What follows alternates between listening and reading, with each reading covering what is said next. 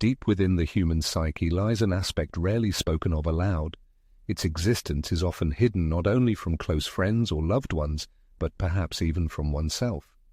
An individual might pretend this side doesn't exist, joke about it when the topic arises indirectly, or, conversely, moralize and condemn its manifestations. Often one simply dismisses, ignores, or turns away from any hint of its presence. However, late at night, when the world falls silent and all observers sleep, this hidden part begins to clearly manifest, giving rise to a desire, unfiltered, raw, and perplexing in its primal, sometimes frightening power. This is not the desire typically depicted in romantic films or delicately mentioned in polite conversations. It has no connection to elevated love, and surprisingly, it's not always linked to the conventional understanding of sexual attraction.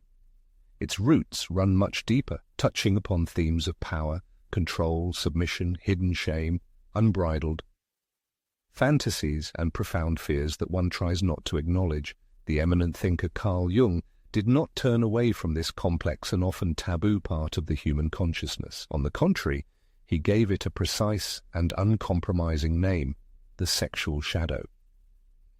Yet he never claimed that this shadow was an embodiment of evil or that it needed to be eradicated. Instead, he proposed something far more uncomfortable and courageous.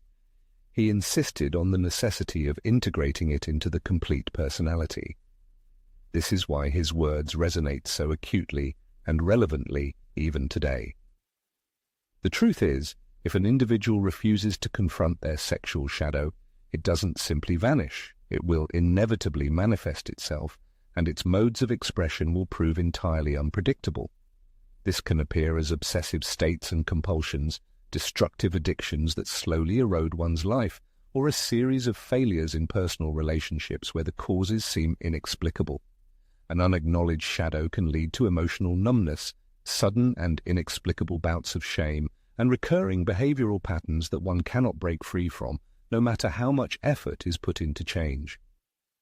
The sexual shadow represents something far deeper than just repressed instincts or desires. It is the sum total of all aspects of human sexuality that have ever been branded as wrong, defiling, dangerous, or unworthy of love.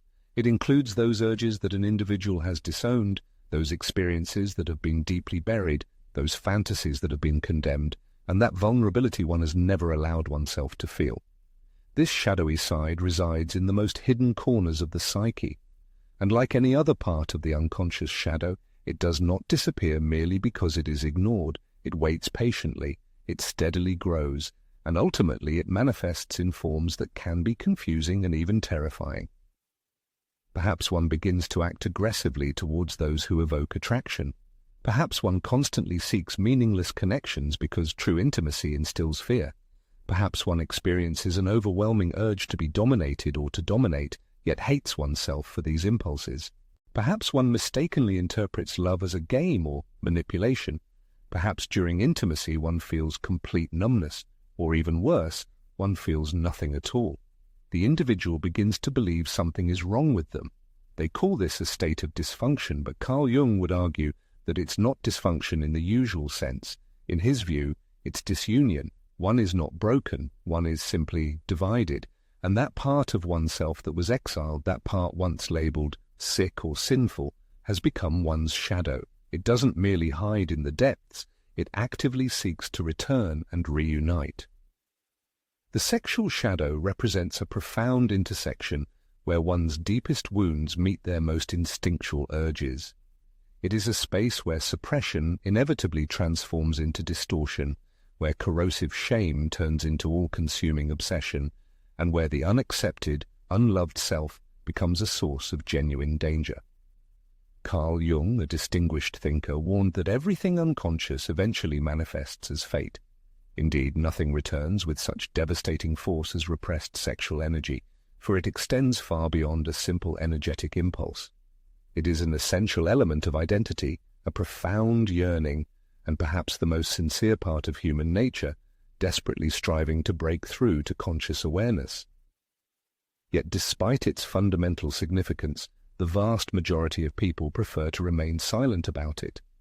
This silence is pervasive, The topic is rarely touched upon in therapy sessions, hardly explored in spiritual practices, and often remains unexpressed even in the most private corners of personal thoughts.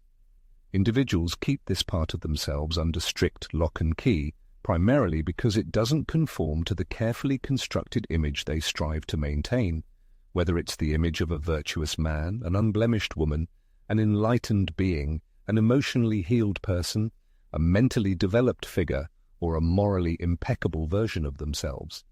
However, behind this artfully created mask, the shadow continues to smolder with fierce intensity, and paradoxically, the more one tries to suppress it, the more insidious and comprehensive its control over their life becomes.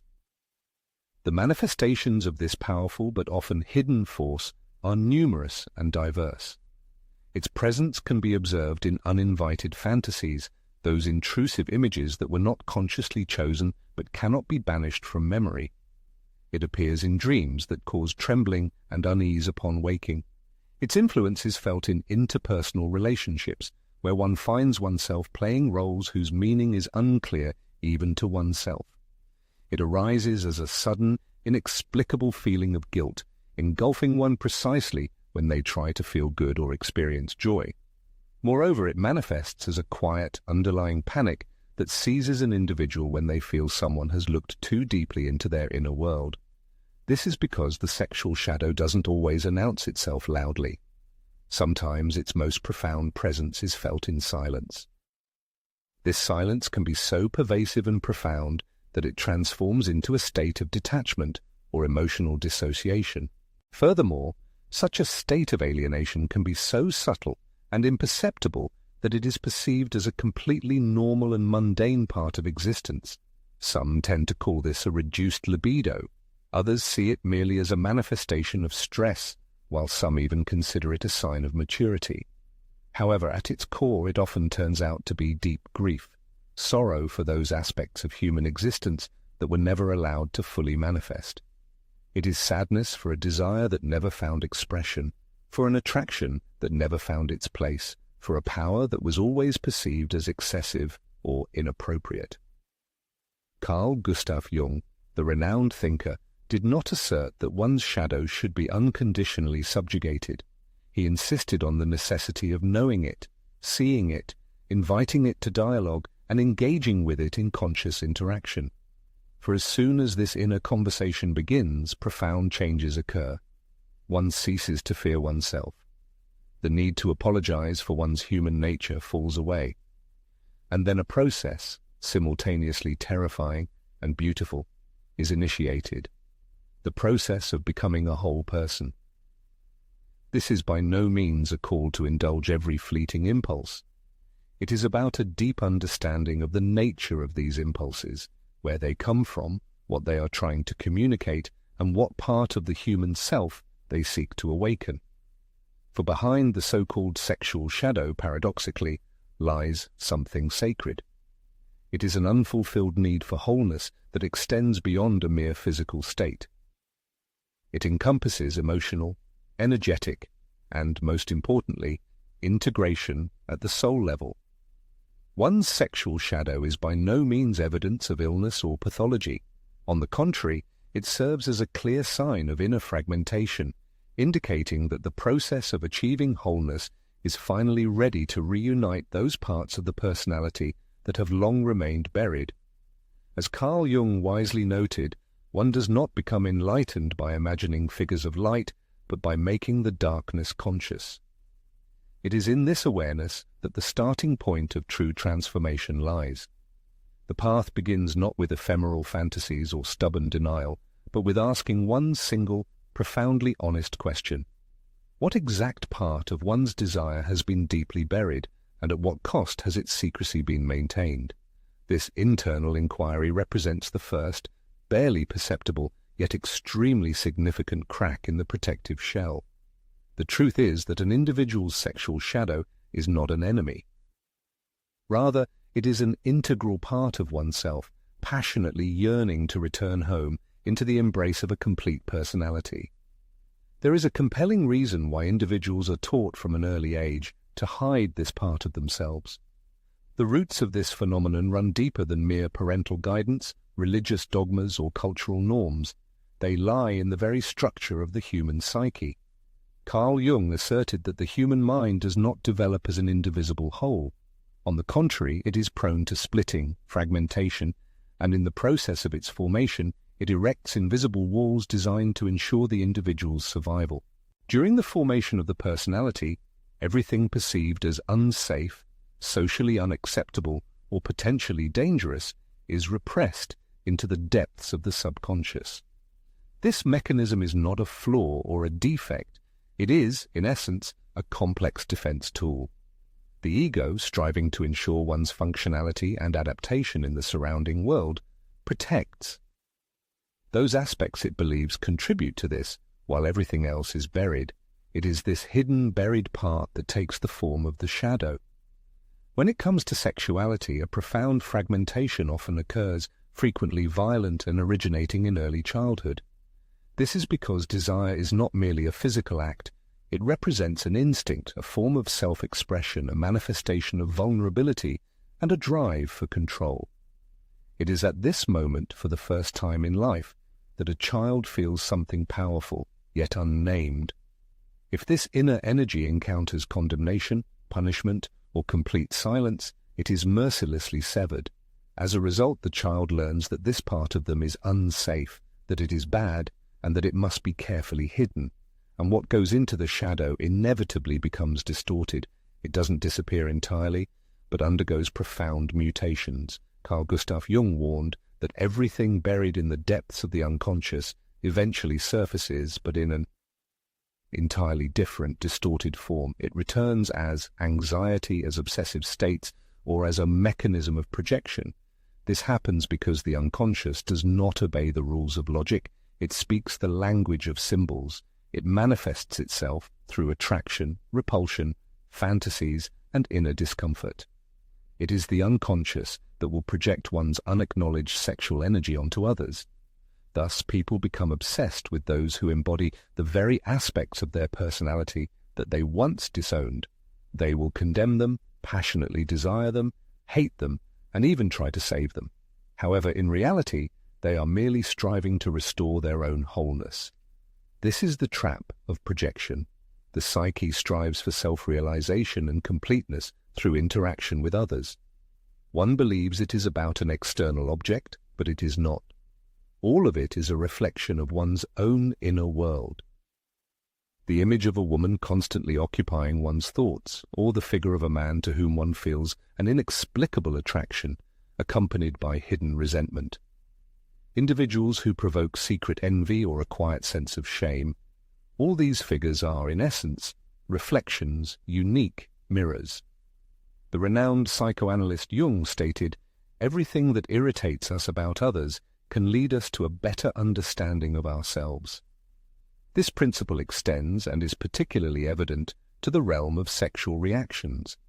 When a certain person causes deep discomfort or irritation, one should ask, what exactly in their behavior or manifestations reflects what has been suppressed within one's own inner world? Is it a display of freedom or dominance or perhaps softness? Is it a pure, uninhibited need or enjoyment without a trace of guilt?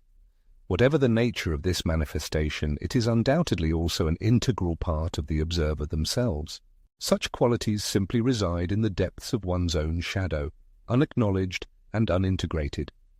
And as long as this repressed content remains buried in the unconscious, true freedom for the individual remains unattainable. For suppression, contrary to popular belief, is not a path to virtue. On the contrary, it inevitably leads to deep personality fragmentation. As a result, one is only half alive, unable to manifest their fullness. Outwardly, an individual may display impeccable politeness, utter only correct words, and exhibit a high level of emotional intelligence. However, beneath this polished surface, something vitally important continues to suffocate, deprived of oxygen and recognition. Paradoxically, the more sophisticated and refined one's external mask becomes, the deeper and more destructive chaos accumulates within their inner world. This occurs because the body possesses its own infallible memory, storing what the conscious mind stubbornly denies or represses. This Repressed reality manifests as a quiet, hidden pain that the body carries. It continuously sends warning signals that often go unnoticed or are misinterpreted. And at the most unexpected moments, when one least expects it, it can provoke powerful, uncontrollable reactions erupting from the depths of the unconscious. Desire does not disappear merely because one has taught themselves to neglect it. It becomes inextricably linked to the shadowy side of the personality, and the deeper it hides, the more radical its manifestation becomes. This is why many individuals lead double lives. One life appears pure, meticulously planned, and absolutely rational. The other is chaotic, obsessive, and full of internal inconsistencies that they cannot explain. This phenomenon is not pretense, rather, it is a symptom of deep psychological disunion. And the more alienated one is from their shadow, the greater dominance it acquires over them. Carl Gustav Jung stated, "The shadow is a tight passage, a narrow door, whose painful constriction no one who descends into the deep well can escape. But on the other side of this door is wholeness." This is because the shadow, and especially the sexual shadow, is not merely a repository for psychological traumas and wounds. It is a source of vital energy, vitality, liveliness, the capacity for deep connection with others, for creation, and for experiencing genuine joy, unclouded by shame. This is the hidden truth. Most people are not exhausted from physical exertion. They are tired because they are constantly restraining their true essence. The effort required to appear appropriate, feel appropriate, and desire appropriately is a soul-draining process. Jung observed this phenomenon in his patients. He emphasized that what is commonly called neurosis is often a consequence of one's evasion of genuine, unavoidable suffering. People suffer anyway, but instead of going through and experiencing these trials, they find themselves trapped in endless cycles of shame. So what is the true path to resolving inner conflicts? The answer lies not in indulging fleeting whims, not in rigid self-control, and certainly not in attempting to sterilize or suppress undesirable aspects of one's self. The true way out lies in deep awareness. This means one's willingness to remain alone with those parts of their personality that cause discomfort or inner rejection, and to ask themselves insightful questions. When and where did I learn to fear this aspect of myself? Who instilled in me that it was wrong or unacceptable, and what would happen if I allowed myself to simply feel this without acting on the impulse or trying to suppress it, but simply experiencing it? It is with this kind of self-exploration that genuine personality integration begins. Integration implies neither moralizing about the so-called shadow, unrecognized or repressed aspects of the personality, nor, conversely, unconditional worship of it. Instead, it requires establishing sincere, conscious relationships with these parts of oneself. Until such a dialogue is established, one's sexual energy typically remains fragmented. It will manifest in uncontrolled ways, seeping through the barriers of consciousness and creating a series of difficulties, from confusion and guilt to self-sabotage and deep inner silence. However, once an individual begins to name these aspects, understand their nature, and bring them into conscious awareness, an amazing transformation occurs. This energy ceases to be a source of problems and transforms into a powerful force, not a drive for dominance, but a true capacity for action, not a superficial game, but a deep and conscious presence, not a gaping void, but a full embodiment of being. As a result of this process, one stops chasing external attributes or achievements in an attempt to feel whole. They no longer need to suppress any of their manifestations for a sense of security. On the contrary, the individual appears in the fullness of their being, raw, authentic, and fully integrated. As Carl Gustav Jung once remarked, wholeness is not synonymous with perfection. Wholeness is, in essence, the union of opposites, and nowhere is this union manifested with such acute necessity as in how one experiences and understands their own desires. One is not mistaken in experiencing desires. Their integrity is not compromised when they surrender to their feelings. However, there is a real threat if they continue to vacillate, between their true essence and the image they believe should be embodied. This inner shadow, these hidden and unacknowledged aspects of the personality, cannot remain silent forever. If one does not choose to voluntarily open the door to it, it will undoubtedly break through, shattering any barriers. It is far wiser to allow it to manifest now, when its voice can still be heard subtly, before it returns with a deafening roar. For otherwise it will inevitably become an inexorable fate. One often deludes oneself into believing they have complete control over their life. They imagine consciously choosing whom they are attracted to, whom they fall in love with, whom they push away, or whom they pursue. However, beneath every seemingly free decision lies an invisible map, drawn not by their own hand. It is a complex structure, intricately woven from deeply rooted silences, oppressive shame, childhood experiences, cultural norms, psychological traumas, and unfulfilled gaps. It was this fundamental truth that the distinguished psychologist Carl Jung warned about. He clearly articulated, "What we do not make conscious appears to us as fate." And this prophetic warning takes on a special, poignant relevance precisely in the realm of human sexuality. For one can, seemingly, build an ideal life on the surface, have a successful career, a loving partner, a flawless schedule, and an always radiant smile.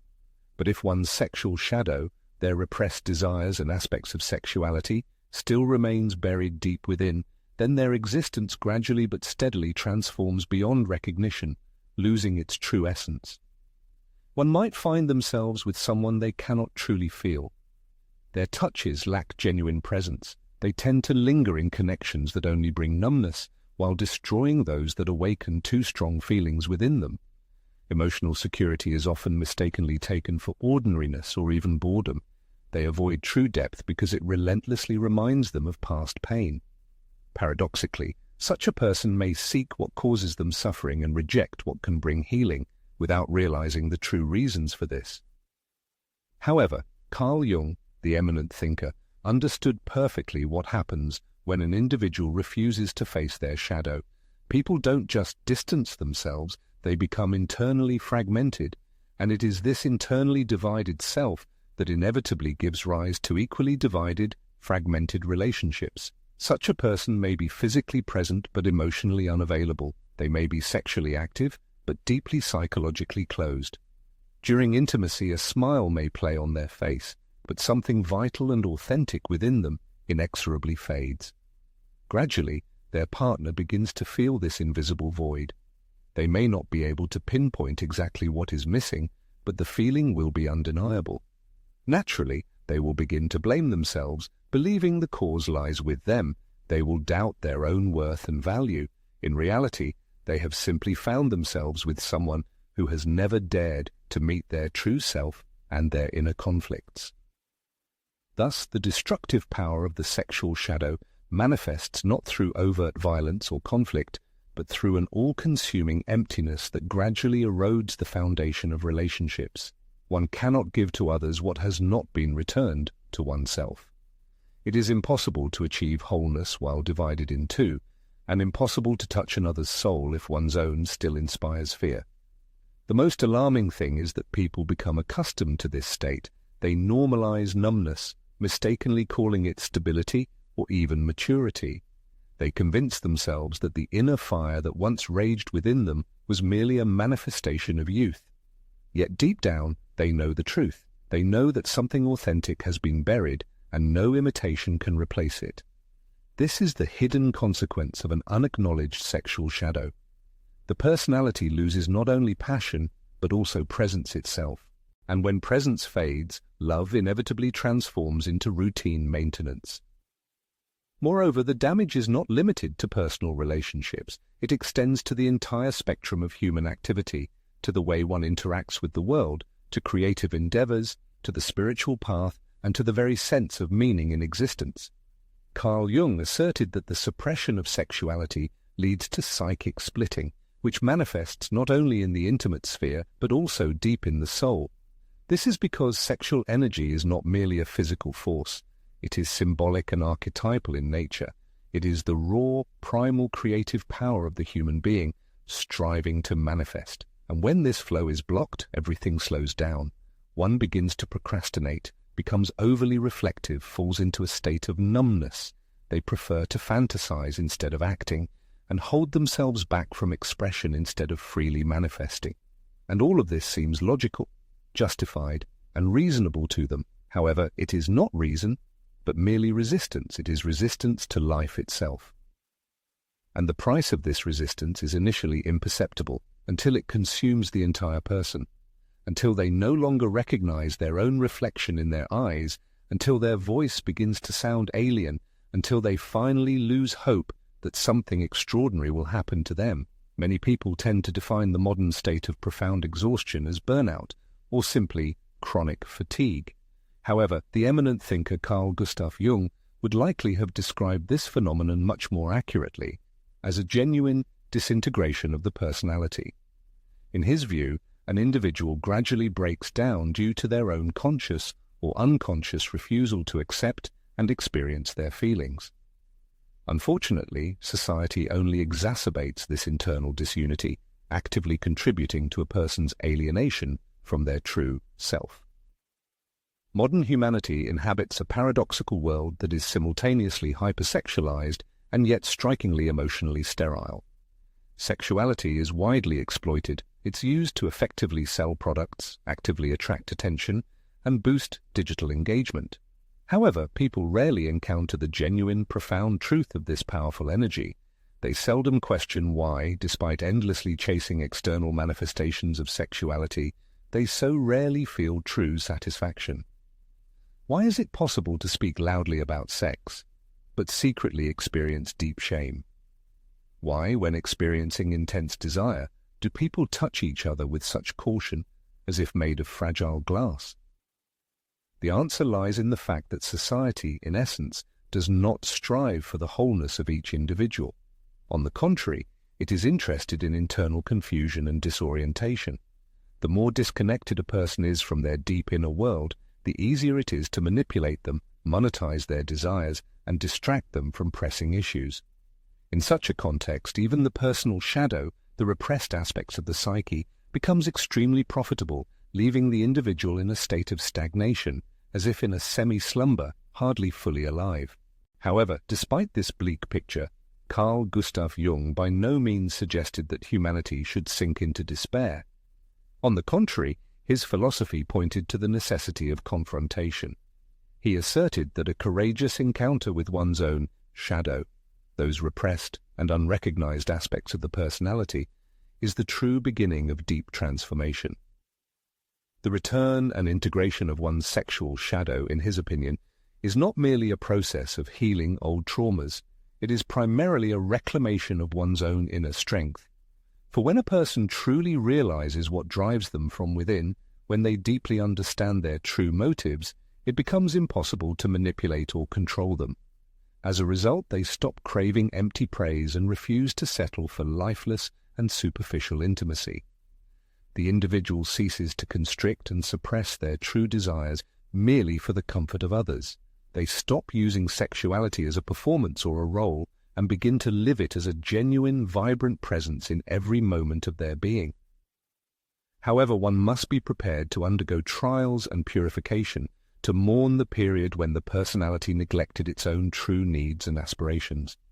They will have to allow themselves to recognize hidden desires that previously dared not be voiced, and to acknowledge that existence until now has been only a partial reflection of the true self, incomplete and not entirely their own. Such self-knowledge is by no means a sign of weakness or a step backward in development. On the contrary, it becomes the first, decisive step on the path to achieving genuine wholeness and harmony. What ordinary perception tends to call darkness or hidden aspects, the eminent thinker Carl Gustav Jung characterized as boundless potential for growth and development. It is at the moment when an individual decides to turn to their so-called shadow, the unaccepted and repressed parts of the personality, that their authentic life begins. This is not an existence built on constant self-denial or carefully constructed to please others' expectations, but precisely that being which has invariably awaited its hour. hidden beneath a thin veil of everyday life. The sexual shadow is not something that requires correction or fixing. On the contrary, it must be faced head-on, because there is only one thing that can be more dangerous than desire itself: an individual's persistent refusal to meet it, to acknowledge its existence. For many years, a person might have kept this inherent part of their essence in deep shadow. Perhaps it was not a conscious choice, perhaps there was a belief that such concealment would provide protection. It is possible that others instilled the idea that striving for impeccability, for good behavior, for a feeling of complete safety was the right path. However, that part of the personality that was deeply buried, diligently denied, silenced and hidden, it did not disappear. It patiently waits, not with the aim of causing harm or establishing control, but only to be finally seen and recognized, for an individual's sexual shadow is not evil in its essence. It is rather an unintegrated aspect of life, an unutilized inner strength, a truth unspoken until now. And this aspect will not go away, it will not dissolve on its own. One can continue to live in hiding, or one can turn around and boldly face what has invariably followed them closely. The choice before them is utterly clear: either achieving wholeness or continuing the game of hide and seek, either authentic presence in the moment or emotional numbness, either an existence lived only on the surface of being or a life bubbling up from the very depths of the